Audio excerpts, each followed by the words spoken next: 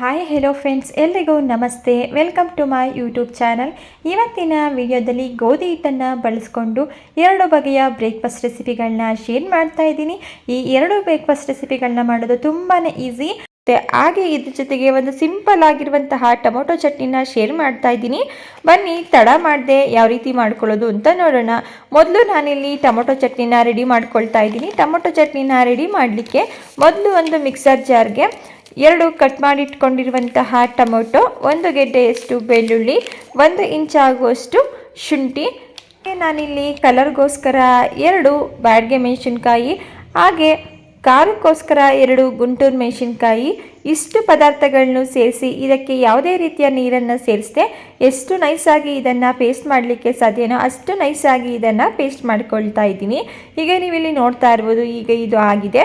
ಇದನ್ನು ಪಕ್ಕಕ್ಕೆ ಇಟ್ಕೊಂಡು ನೆಕ್ಸ್ಟ್ ನಾನಿಲ್ಲಿ ಗ್ಯಾಸ್ ಸ್ಟವ್ನ ಆನ್ ಮಾಡಿ ಒಂದು ಪ್ಯಾನ್ ಇಟ್ಕೊಂಡು ಪ್ಯಾನ್ ಬಿಸಿ ಆಗಿದ ನಂತರ ಇದಕ್ಕೆ 1 ಸ್ಪೂನ್ ಆಗೋಷ್ಟು ಎಣ್ಣೆನ ಸೇರಿಸಿ ಎಣ್ಣೆ ಬಿಸಿ ಆಗಿದ ನಂತರ ಸ್ವಲ್ಪ ಸಾಸಿವೆ, ಸ್ವಲ್ಪ ಜೀರಿಗೆ, ಹಾಗೆ ಸ್ವಲ್ಪ ಕರಿಬೇವಿನ ಸೊಪ್ಪನ್ನು ಸೇರಿಸಿ ನಾನಿಲ್ಲಿ ಒಗ್ಗರಣೆನ ಮಾಡ್ಕೊಳ್ತಾ ಇದ್ದೀನಿ.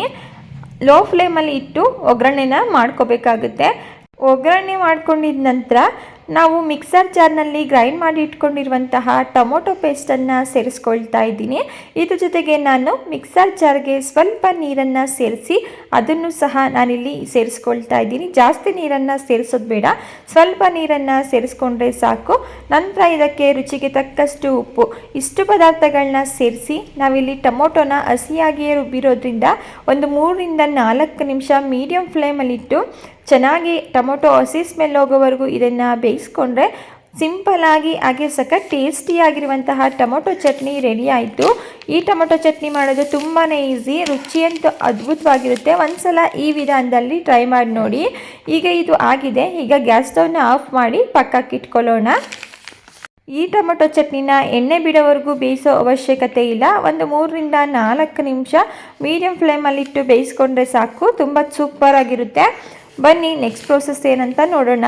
ನೆಕ್ಸ್ಟ್ ನಾನಿಲ್ಲಿ ಗೋಧಿ ದೋಸೆನ ಮಾಡಲಿಕ್ಕೆ ಒಂದು ಮಿಕ್ಸಿಂಗ್ ಬೌಲ್ಗೆ 1 ಕಪ್ ಆಗುವಷ್ಟು ಗೋಧಿ ಹಿಟ್ಟನ್ನು ಸೇರಿಸ್ಕೊಳ್ತಾ ಇದ್ದೀನಿ.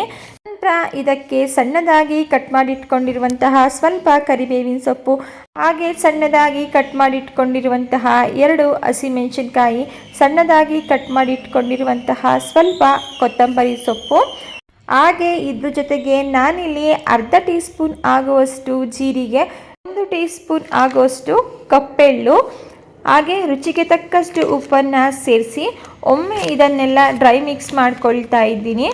ಒಂದೇ ರೀತಿ ಟಿಫನ್ ತಿಂದು ಬೇಜಾರಾಗಿದ್ದರೆ ಖಂಡಿತ ಈ ವಿಧಾನದಲ್ಲಿ ಒಂದ್ಸಲ ಟ್ರೈ ಮಾಡಿ ನೋಡಿ. ಈ ರೆಸಿಪಿನ ಮಕ್ಕಳಿಗೆ ಮಾಡಿಕೊಟ್ರೆ ಮಕ್ಕಳಂತೂ ಲಂಚ್ ಬಾಕ್ಸ್ನ ಖಾಲಿ ಮಾಡ್ಕೊಬರ್ತಾರೆ, ಅಷ್ಟು ಸೂಪರಾಗಿರುತ್ತೆ. ನೆಕ್ಸ್ಟ್ ಡ್ರೈ ಮಿಕ್ಸ್ ಮಾಡ್ಕೊಂಡಿದ ನಂತರ ಇದಕ್ಕೆ ಸ್ವಲ್ಪನೇ ನೀರನ್ನು ಸೇರಿಸ್ಕೊಳ್ತಾ ಇದನ್ನು ಯಾವುದೇ ರೀತಿಯ ಗಂಟೆ ಇಲ್ಲದೆ ಇರೋ ಥರ ಮಿಕ್ಸ್ ಮಾಡ್ಕೋಬೇಕಾಗುತ್ತೆ. ಯಾವ ಕನ್ಸಿಸ್ಟೆನ್ಸಿಲಿ ನಾವು ಇದನ್ನು ಮಿಕ್ಸ್ ಮಾಡ್ಕೋಬೇಕು ಅಂದರೆ, ನಾವು ನಾರ್ಮಲ್ಲಾಗಿ ದೋಸೆನ ಮಾಡಲಿಕ್ಕೆ ಯಾವ ರೀತಿ ಹಿಟ್ಟನ್ನು ರೆಡಿ ಮಾಡ್ಕೊಳ್ತೀವಿ ನೋಡಿ, ಅದೇ ಕನ್ಸಿಸ್ಟೆನ್ಸಿಲಿ ಇದನ್ನು ಮಿಕ್ಸ್ ಮಾಡ್ಕೋಬೇಕಾಗುತ್ತೆ. ನೋಡಿ, ನೀವು ಇಲ್ಲಿ ನೋಡ್ತಾ ಇರ್ಬೋದು ನಾನು ಯಾವ ಕನ್ಸಿಸ್ಟೆನ್ಸಿಲಿ ಮಿಕ್ಸ್ ಮಾಡ್ಕೊಂಡಿದ್ದೀನಿ ಅಂತೇಳಿ. ಈಗ ಇದು ರೆಡಿ ಆಗಿದೆ. ಬನ್ನಿ ಈಗ ದೋಸೆನ ಮಾಡ್ಕೊಳ್ಳೋಣ. ದೋಸೆನ ಮಾಡಲಿಕ್ಕೆ ನಾನಿಲ್ಲಿ ತವಾನ ಬಿಸಿಯಾಗಲಿಕ್ಕೆ ಇಟ್ಟಿದ್ದೆ. ಈಗ ತವಾನು ಕೂಡ ನಾನಿಲ್ಲಿ ಕ್ಲೀನ್ ಮಾಡ್ಕೊಂಡಿದ್ದೀನಿ. ಈಗ ನಾನಿಲ್ಲಿ ಗೋಧಿ ಹಿಟ್ಟಿನ ದೋಸೆನ ಹಾಕ್ಕೊಳ್ತಾ ಇದ್ದೀನಿ. ನಿಮಗೆ ಯಾವ ಸೈಜ್ನಲ್ಲಿ ಬೇಕು ಆ ಸೈಜ್ನಲ್ಲಿ ಈ ಗೋಧಿ ಹಿಟ್ಟಿನ ದೋಸೆನ ಹಾಕೋಬೋದು. ತುಂಬಾ ಸಿಂಪಲ್ ಆಗಿ ಈಸಿಯಾಗಿರುವಂತಹ ರೆಸಿಪಿ. ನೆಕ್ಸ್ಟ್ ಇದನ್ನು ಮೀಡಿಯಂ ಫ್ಲೇಮಲ್ಲಿಟ್ಟು ಒಂದು 2 ನಿಮಿಷ ಚೆನ್ನಾಗಿ ಇದನ್ನು ಬೇಯಿಸ್ಕೋಬೇಕು. ನೋಡಿ, 2 ಕಡೆ ಹದವಾಗಿ ಇದನ್ನು ಚೆನ್ನಾಗಿ ಬೇಯಿಸ್ಕೋಬೇಕು. ಅದೇ ರೀತಿ ನಾನಿಲ್ಲಿ ಇನ್ನೊಂದು ದೋಸೆನ ಹಾಕ್ಕೊಳ್ತಾ ಇದ್ದೀನಿ. ತವಾ ಮೀಡಿಯಮ್ ಆಗಿ ಹೀಟ್ ಇರಬೇಕು, ಆ ರೀತಿ ನೋಡಿಕೊಂಡು ಈ ದೋಸೆನ ಹಾಕ್ಕೊಳ್ಳಿ.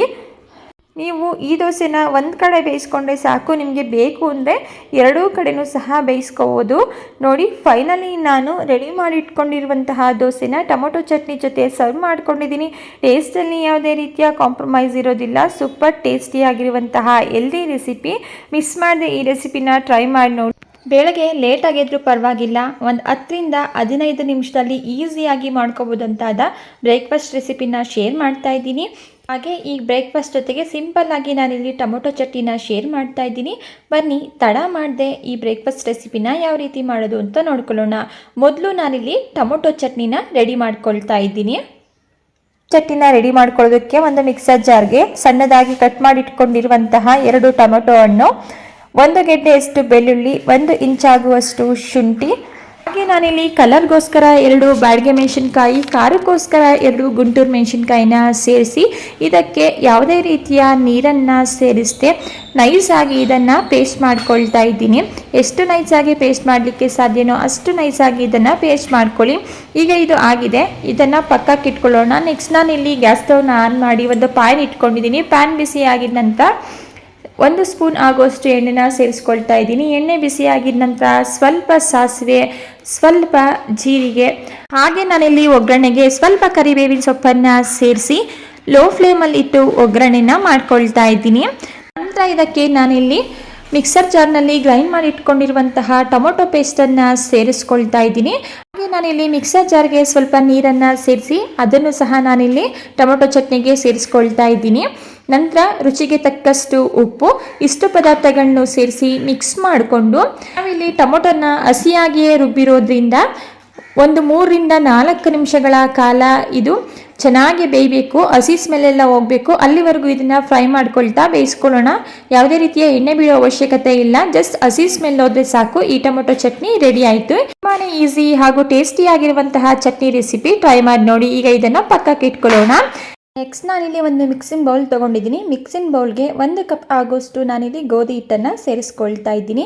ಹಾಗೆ ಅದೇ ಕಪ್ನಲ್ಲಿ 1/4 ಕಪ್ ಆಗೋಷ್ಟು ರವೆನ ಸೇರಿಸ್ಕೊಳ್ತಾ ಇದ್ದೀನಿ.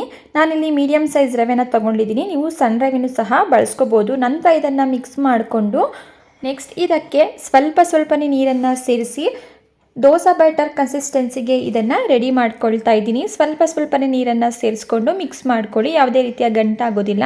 ನೋಡಿ, ನಾನು ಈ ರೀತಿ ದೋಸೆ ಹಿಟ್ಟಿನ ಕನ್ಸಿಸ್ಟೆನ್ಸಿಗೆ ಇದನ್ನು ರೆಡಿ ಮಾಡ್ಕೊಂಡಿದ್ದೀನಿ, ನೀವಿಲ್ಲಿ ನೋಡ್ತಾ ಇರ್ಬೋದು. ನಂತರ ಇದಕ್ಕೆ ಸಣ್ಣದಾಗಿ ಕಟ್ ಮಾಡಿ ಇಟ್ಕೊಂಡಿರುವಂತಹ ಸ್ವಲ್ಪ ಕರಿಬೇವಿನ ಸೊಪ್ಪು, ಕಟ್ ಮಾಡಿ ಇಟ್ಕೊಂಡಿರುವಂತಹ 1 ಗ್ರೀನ್ ಚಿಲ್ಲಿ, ಹಾಗೆ 1 ಸ್ಪೂನ್ ಆಗೋಷ್ಟು ಸಣ್ಣದಾಗಿ ಕಟ್ ಮಾಡಿ ಇಟ್ಕೊಂಡಿರುವಂತಹ ಈರುಳ್ಳಿ, 1 ಸ್ಪೂನ್ ಆಗೋಷ್ಟು ತುರಿದಿಟ್ಕೊಂಡಿರುವಂತಹ ಕ್ಯಾರೆಟ್, ಸಣ್ಣದಾಗಿ ಕಟ್ ಮಾಡಿಟ್ಕೊಂಡಿರುವಂತಹ 1 ಸ್ಪೂನ್ ಆಗೋಷ್ಟು ಟೊಮೆಟೊ, ಸ್ವಲ್ಪ ಕೊತ್ತಂಬರಿ ಸೊಪ್ಪು, ರುಚಿಗೆ ತಕ್ಕಷ್ಟು ಉಪ್ಪು, ಇದ್ರ ಜೊತೆಗೆ ನಾನಿಲ್ಲಿ ಸ್ವಲ್ಪ ಅರಿಶಿಣದ ಪುಡಿ, ಹಾಗೆ ಅರ್ಧ ಟೀ ಸ್ಪೂನ್ ಆಗೋಷ್ಟು ಜೀರಿಗೆನ ಸೇರಿಸ್ಕೊಂಡು ಈ ಎಲ್ಲ ಪದಾರ್ಥಗಳು ಗೋಧಿ ಹಿಟ್ಟಿನ ಜೊತೆ ಚೆನ್ನಾಗಿ ಹೊಂದ್ಕೊಳ್ಳೋ ರೀತಿ ಮಿಕ್ಸ್ ಮಾಡ್ಕೊಳ್ತಾ ಇದ್ದೀನಿ. ನೋಡಿ, ಈ ಕನ್ಸಿಸ್ಟೆನ್ಸಿಲಿ ನಾವು ಇದನ್ನು ಮಿಕ್ಸ್ ಮಾಡ್ಕೋಬೇಕಾಗುತ್ತೆ. ಜಾಸ್ತಿ ತೆಳುನೂ ಬೇಡ, ಹಾಗೆ ಜಾಸ್ತಿ ಗಟ್ಟಿಯಾಗಿಯೂ ಬೇಡ, ಆ ರೀತಿ ಇದನ್ನು ಮಿಕ್ಸ್ ಮಾಡ್ಕೋಬೇಕಾಗುತ್ತೆ. ಈಗ ಇದು ಆಗಿದೆ, ಇದನ್ನು ಪಕ್ಕಕ್ಕೆ ಇಟ್ಕೊಂಡು ನಂತರ ನಾನಿಲ್ಲಿ ಗ್ಯಾಸ್ ಸ್ಟವ್ನ ಆನ್ ಮಾಡಿ ಒಂದು ತವಾನ ಇಟ್ಕೊಂಡಿದ್ದೀನಿ. ತವಾ ಬಿಸಿ ಆಗಿದ ನಂತರ ರೆಡಿ ಮಾಡಿ ಇಟ್ಕೊಂಡಿರುವಂತಹ ದೋಸೆ ಹಿಟ್ಟಿನ ಬ್ಯಾಟರ್ ಏನಿದೆ ಅದನ್ನು ಈ ರೀತಿ ನಾನು ದೋಸೆ ರೀತಿ ಹಾಕ್ಕೊಳ್ತಾ ಇದ್ದೀನಿ. ನಿಮಗೆ ಎಷ್ಟು ತೆಳುವಾಗಿ ಎಷ್ಟು ದಪ್ಪದಾಗಿ ಬೇಕೋ ಅದನ್ನು ನೀವು ಈ ರೀತಿ ಹಾಕೋಬೋದು. ನಂತರ ಇದ್ರ ಮೇಲೆ ಸ್ವಲ್ಪ ಎಣ್ಣೆನ ಅಪ್ಲೈ ಮಾಡಿಕೊಂಡು ಒಂದು ಲಿಡ್ಡನ್ನು ಕ್ಲೋಸ್ ಮಾಡಿ ಮೀಡಿಯಮ್ ಫ್ಲೇಮಲ್ಲಿ ಇಟ್ಟು 1-2 ನಿಮಿಷ ಚೆನ್ನಾಗಿ ಇದನ್ನು ಬೇಯಿಸ್ಕೊಳ್ತಾ ಇದ್ದೀನಿ. ಈಗ ಇದು ಬೆಂದಿದೆ. ನಂತರ ಇದನ್ನು ತಿರುಗಿಸ್ಕೊಂಡು ನಾನಿಲ್ಲಿ ಬೇಯಿಸ್ಕೊಳ್ತಾ ಇದ್ದೀನಿ. ಒಂದು ಕಡೆ ಬೇಕಾದರೆ ಬೇಯಿಸ್ಕೋಬೋದು, ನಿಮ್ಗೆ ಇಷ್ಟ ಇತ್ತು ಅಂತ ಹೇಳಿದ್ರೆ 2 ಕಡೆನೂ ಇದನ್ನು ತಿರುಗಿಸ್ಕೊಂಡು ಬೇಯಿಸ್ಕೋಬೋದು. ಇದು ಆಗಿದೆ, ಅದನ್ನು ತೆಗೆದು ಒಂದು ಪ್ಲೇಟ್ಗೆ ಸೇರಿಸ್ಕೊಳ್ತಾ ಇದ್ದೀನಿ. ನಂತರ ನಾನಿಲ್ಲಿ ಮತ್ತೊಂದು ಗೋಧಿ ಹಿಟ್ಟಿನ ಬ್ರೇಕ್ಫಾಸ್ಟ್ನ ತವಾ ಮೇಲೆ ಹಾಕ್ಕೊಳ್ತಾ ಇದ್ದೀನಿ. ನಂತರ ಸ್ವಲ್ಪ ಎಣ್ಣೆನ ಸೇರಿಸಿ ಒಂದು ಪ್ಲೇಟನ್ನು ಕ್ಲೋಸ್ ಮಾಡಿ ಇದನ್ನು ಸಹ ಮೀಡಿಯಮ್ ಫ್ಲೇಮಲ್ಲಿ ಇಟ್ಟು 1-2 ನಿಮಿಷಗಳ ಕಾಲ ಬೇಯಿಸ್ಕೊಳ್ತಾ ಇದ್ದೀನಿ. ತುಂಬಾ ಈಸಿ ಹಾಗೆ ಟೇಸ್ಟಿಯಾಗಿರುವಂತಹ ರೆಸಿಪಿ ಇದು. ಒಂದ್ಸಲ ಮಿಸ್ ಮಾಡದೆ ಟ್ರೈ ಮಾಡಿ ನೋಡಿ. ಬ್ಯಾಚುಲರ್ಸ್ಗಳಿಗೆ ಹಾಗೆ ಅಡುಗೆ ಮಾಡೋದಕ್ಕೆ ಟೈಮ್ ಇಲ್ಲ ಅನ್ನೋರಿಗೆ ಹೇಳಿ ಮಾಡಿಸಿದಂತಹ ರೆಸಿಪಿ. ಈಗ ಈ ಬ್ರೇಕ್ಫಾಸ್ಟ್ ರೆಸಿಪಿನೂ ನಾನಿಲ್ಲಿ ತಿರುಗಿಸ್ಕೊಂಡು ಬೇಯಿಸಿ ರೆಡಿಯಾಗಿರುವಂತಹ ಟೊಮೊಟೊ ಚಟ್ನಿ ಜೊತೆ ಇದನ್ನು ಸರ್ವ್ ಮಾಡ್ಕೊಂಡಿದ್ದೀನಿ. ಟೇಸ್ಟಲ್ಲಿ ಯಾವುದೇ ರೀತಿಯ ಕಾಂಪ್ರಮೈಸ್ ಇರೋದಿಲ್ಲ. ಮಿಸ್ ಮಾಡದೆ ಒಂದ್ಸಲ ಈ ವಿಧಾನದಲ್ಲಿ ಟ್ರೈ ಮಾಡಿ ನೋಡಿ. ಹಾಗೆ ಇದೇ ರೀತಿ ಸಿಂಪಲ್ ಹಾಗೂ ಹೆಲ್ದಿ ರೆಸಿಪಿಗಳು ನಿಮಗೆ ಬೇಕು ಅಂದರೆ ದಯವಿಟ್ಟು ಚಾನಲ್ನ ಸಬ್ಸ್ಕ್ರೈಬ್ ಮಾಡ್ಕೊಳ್ಳಿ. ಇವತ್ತಿನ ಈ ಸಿಂಪಲ್ ಹಾಗೂ ಟೇಸ್ಟಿ ಬ್ರೇಕ್ಫಾಸ್ಟ್ ರೆಸಿಪಿ ನಿಮಗೆ ಇಷ್ಟ ಆಗಿದ್ದೆ ವಿಡಿಯೋಗೆ ಒಂದು ಲೈಕ್ ಮಾಡಿ ಮತ್ತೊಂದು ಹೊಸದಾದ ರೆಸಿಪಿಯೊಂದಿಗೆ ಮರಳಿ ಸಿಗೋಣ.